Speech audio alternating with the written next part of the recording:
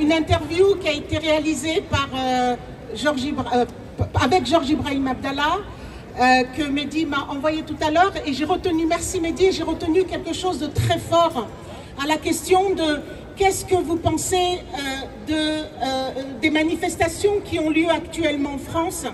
Et Georges a dit, ces manifestations, c'est l'honneur de la France, parce que l'histoire s'en rappellera, et l'histoire dira que nos dirigeants actuellement, avec leur silence, plus que leur silence, leur collaboration, ils seront jetés à la poubelle. Voilà ce qu'il a dit, voilà ces mots, ils sont très forts, mais c'est la réalité. Merci à vous. Ce lundi 18 août qui vient de passer, chaque fois qu'on écrit quelque chose, de toute façon, l'actualité va tellement vite qu'on est rattrapé et que parfois c'est un peu dépassé, mais malheureusement, le rouleau compresseur du génocide, lui, continue à avancer. Et je disais, ce lundi 18 août, l'armée israélienne bombarde des banlieues de la ville de Gaza dans le but de réaliser le plan de Netanyahou qui est d'occuper Gaza City et l'expulsion d'1 million de Palestiniens. Israël a introduit des tentes dans le sud de la bande de Gaza pour organiser des camps. Ces moments sont les plus dangereux de l'histoire moderne de Gaza.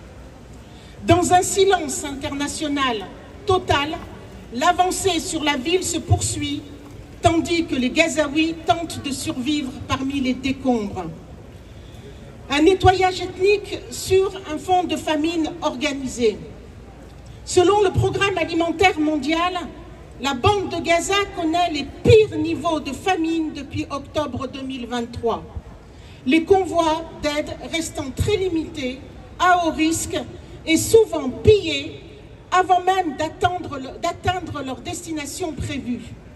Alors que chacun sait que la solution réside dans l'entrée de 1000 camions, ça veut dire qu'il faudrait 1000 camions par jour pour couvrir à peu près les besoins de la population de Gaza. Il nous faudrait aussi ces 1000 camions et il faudrait aussi une supervision des Nations Unies et des organisations internationales.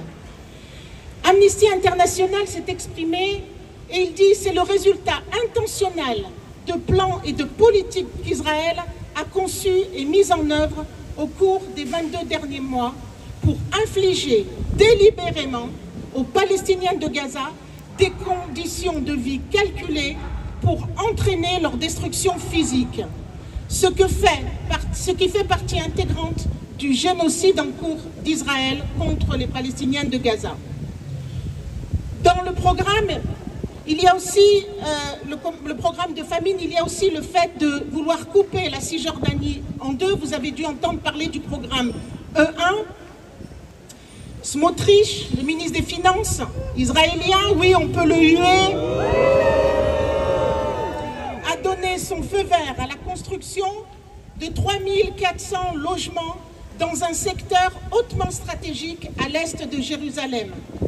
L'idée israélienne, elle n'est pas nouvelle, hein. Elle est de couper tout contact entre le nord et le sud de la Cisjordanie et d'isoler complètement Jérusalem-Est.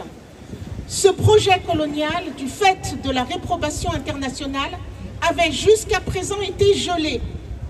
Le colon extrémiste Smotrich, devenu ministre, le relance sans vergogne.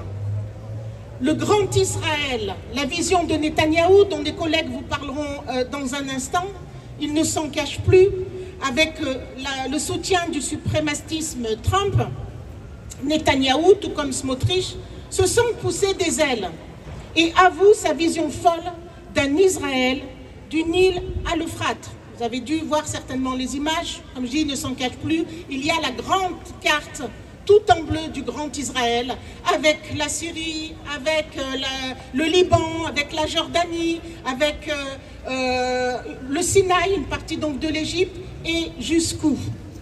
La France de Macron est complice évidemment des génocidaires. Chaque semaine, nous réclamons du gouvernement des sanctions vis-à-vis d'Israël. Monsieur Macron, Monsieur Barrot se contentent de condamnations verbales. Et c'est tout. L'actualité nous offre un nouvel exemple de cette veulerie avec ce communiqué de France Diplomatie, voilà ce que disent nos dirigeants face à ce génocide. La France condamne, vous vous rendez compte, ça va faire très peur et ça va arrêter le génocide. La France condamne fermement la destruction par les autorités israéliennes d'une école en cours de construction dans le nord de la Cisjordanie, financée par l'Agence française pour le développement en lien avec l'Union européenne. La France et l'Europe donc financent ce type de projet, donc une école. Israël détruit. Et qu'est-ce que répond la France? Attention, c'est pas bien ce que vous faites. Fin du communiqué, fin du film. La France aura payé, mais les enfants palestiniens n'auront pas d'école. Quelle humiliation! Mais sur toutes les autres destructions, pas un mot de condamnation. Alors c'est pour ça que nous exigeons l'ouverture immédiate des points de passage et l'entrée de l'aide du lait infantile en quantité suffisante. C'est quand même terrible qu'en 2025, on ait à se réunir pour exiger que du lait infantile puisse rentrer quelque part, notamment dans la bande de Gaza. Nous exigeons un cessez-le-feu immédiat et permanent, Israël hors de Gaza. Nous demandons l'arrêt de la colonisation sauvage en Cisjordanie. Nous demandons à la France la reprise sans délai des évacuations de Palestiniens de la bande de Gaza vers la France, l'embargo général immédiat sur toutes les armes et composants, en prenant exemple sur la Slovénie. La reconnaissance immédiate et sans condition de l'État de Palestine. Et évidemment des sanctions contre Israël qui n'arrivent toujours pas. Et la suspension de l'accord d'association entre Israël et l'Europe. Merci pour votre écoute et nous allons maintenant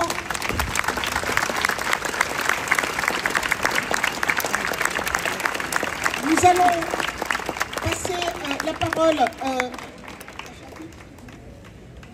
On va vous lire un petit texte sur la Cisjordanie pour bien comprendre un petit peu ce programme de fragmentation. Je te laisse la parole sur la Cisjordanie. Sur la Cisjordanie, c'était Raphaël. Est-ce que Raphaël est dans le coin? Raphaël n'est pas dans le coin. Alors, si Raphaël est là.